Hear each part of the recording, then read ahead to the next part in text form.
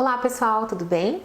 Hoje eu queria conversar um pouquinho com vocês a respeito da influência da biotina na função tireoidiana. Então existe uma lista grande e crescente de medicamentos que interferem não somente na função tireoidiana, no funcionamento da tireoide em si, como também na interpretação dos exames laboratoriais, dos resultados dos testes. Então são coisas diferentes. Drogas que interferem na função tireoidiana propriamente dita. Amiodarona, que é um antiarrítmico, um medicamento para arritmia muito comum utilizado. Lítio, que é um estabilizador de humor.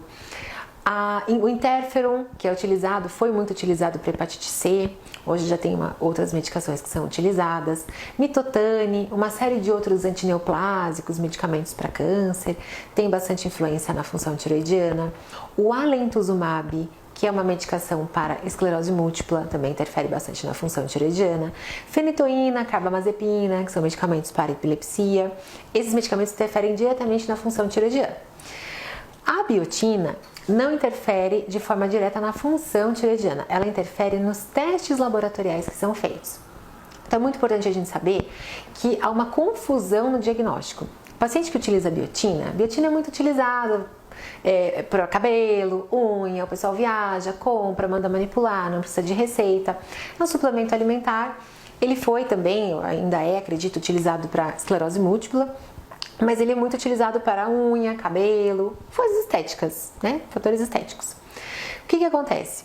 Muitos ensaios laboratoriais, muitos reagentes de laboratório utilizam plataformas biotiniladas. O que é isso?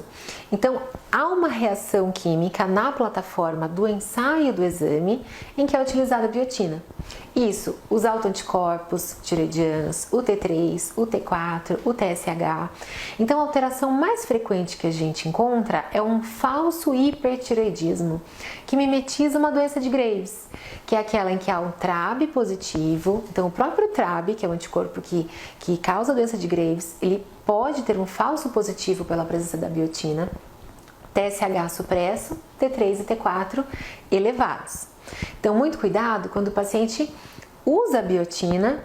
Muitas vezes os pacientes nem falam, a gente sempre pergunta, você usa alguma medicação, usa algum suplemento? Os pacientes esquecem de falar da biotina.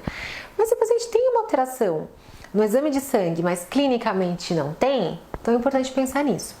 Algumas plataformas também podem alterar o exame para o lado do hipotireoidismo, um falso TSH elevado. Isso é menos comum. O mais comum é um falso hiper.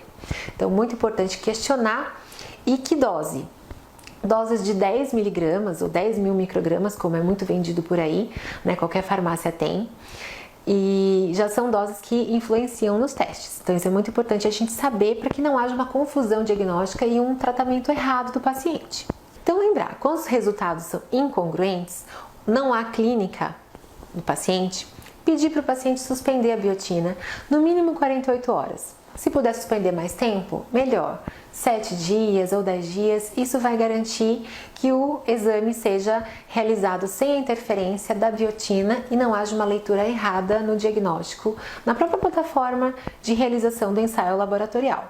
Importante destacar também outros exames que também sofrem influência da biotina. Então, LH, FSH, ferritina, uma série de marcadores tumorais, testosterona. Então, tudo isso. Sempre perguntar, nós médicos devemos perguntar tudo que o paciente toma, influencia, e os pacientes também, por favor, não esqueçam de falar da biotina pra gente, tá bom? Um abraço e até mais!